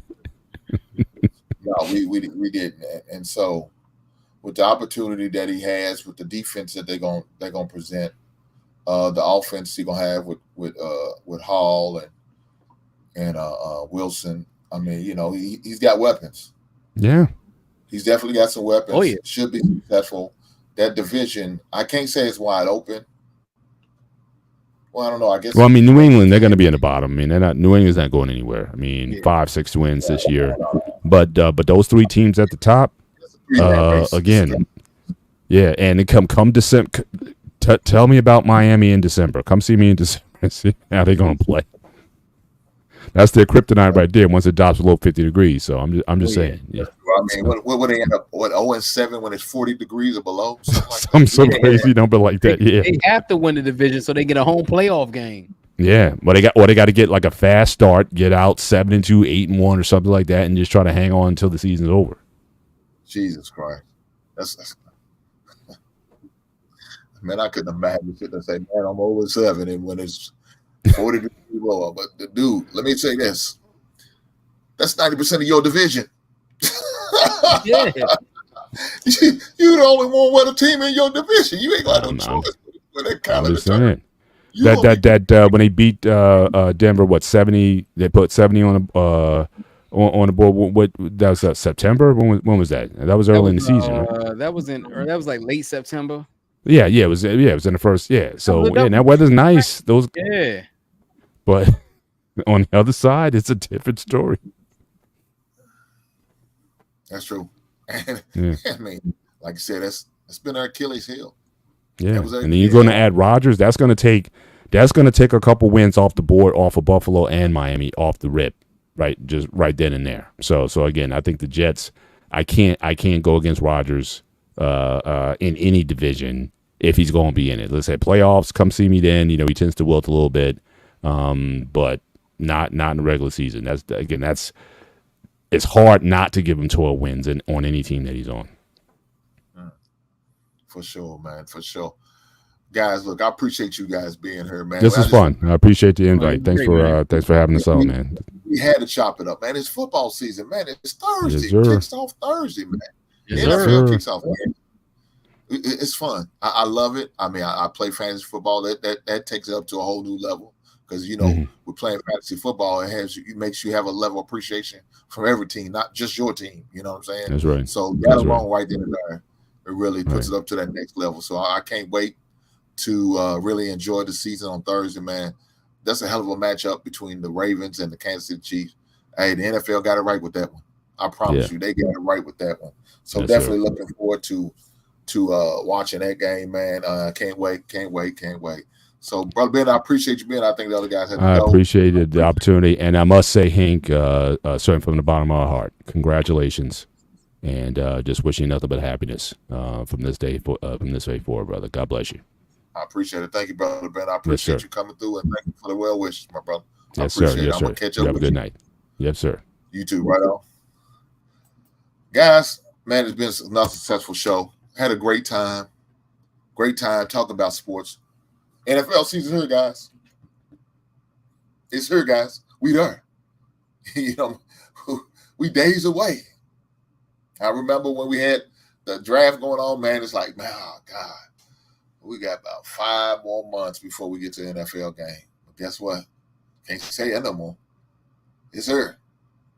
We only got to wait till Thursday, guys, and we're going to get football back at it again. And with that being said, guys, I appreciate every individual up here. I appreciate my man Taylor for coming through, man. I appreciate the collab that we're doing. Shout out to that guy. I appreciate Brother Bennett, Brother Jay, Brother Zeus, Brother King coming up. And for everybody who's in the chat, you know what I'm saying? I appreciate you being here. I even appreciate this person.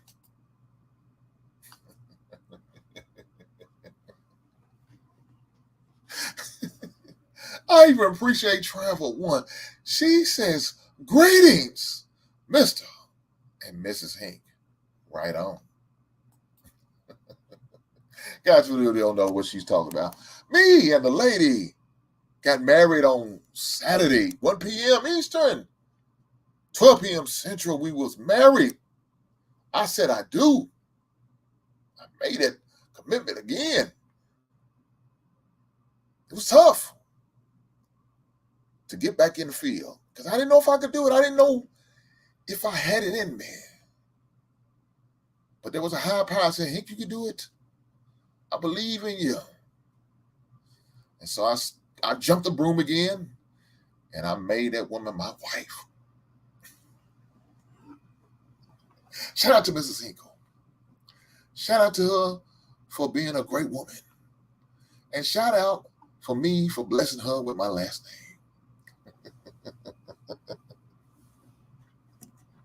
Guys, with that being said, man, hey, glad you are able to join me. Glad you are able to hang out with me. And whoever your team is, I will hope you win every game. Unless your name is Matthew and you like them raggedy ass Minnesota Vikings. Are you a Green Bay fan like some of these guys around here? Are you a Detroit fan like my man Jordan? I don't want you to win a damn game. Go 0-17 for all I care.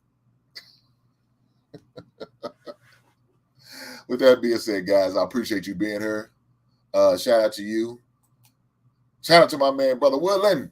He said, congrats on making it official. I know that's right. But, guys, I just want to thank you for being here. And again, if you hadn't had the opportunity, to be a subscriber to the new channel, the NFL Roundtable, take the opportunity. As soon as we end this live, take the opportunity to hit that button. Make sure you like and subscribe. Make sure you drop a comment. Let me know what your thoughts is. Again, when we over there, when we do the roundtable, strictly football, strictly football, strictly football. That's all we're going to talk. No tennis, Travel One. Strictly football over there. And we're going to have fun with it. Guys, we're not only going to talk about NFL. We're going to touch on college too, but it's going to be all football all the time. So, guys, I can't wait to continue to make sure I drop videos over. My man Taylor's over there dropping videos. He's dropping about his team in the Kansas City Chiefs, and I'm dropping about any other NFL team out there. Now, look, I ain't going to put your host Taylor like that. Taylor's going to drop about other NFL teams. Please believe me. He's going to drop about other NFL teams. But guess what? His favorite team is the Kansas City Chiefs. Please believe he's going to let you know everything and all things about the Kansas City Chiefs. And, guys, we're going to touch about football. We're going to continue to talk about football as we continue to build that channel over. We're going to continue to do it. Make sure y'all like, subscribe, and y'all make a comment. Drop a comment. Let us know what y'all think about the channel. Let me know what you think about it and how we can improve. Let me know what y'all think about and ways what we could talk about when it comes to football. Is there some things that you don't like? Or, hey, it might be some play calls this weekend you don't like. Or you feel like the refs didn't do you bad. I did you bad. I cheated you out of the game. Drop a comment over it, please. And we're going to talk about it. We're definitely going to talk about it. So I can't wait to do that for you guys. I can't wait to continue to build and grow. And, guys, like I said, if you don't like the opportunity, if you're not always able to watch the video and see this beautiful, handsome mug, you can hear my sexy voice. You can hear my voice. You know how you can hear my voice? Well, you can subscribe to the audio. You can hear me on iHeart. You can hear me on Apple Podcasts, Apple Music. You can hear me on Spotify. And you can hear me talk. Hope you enjoy it. Hope you like what I got to say. At least sometime. As long as I ain't talking about your team, I'm sure you do. But guys, make sure you go over and subscribe to that, dude. Check that out, man. Take the opportunity to check that out. With that being said, guys, I'm glad you was here tonight. I appreciate you. And I will catch you on the next one. Right on. I'll see you.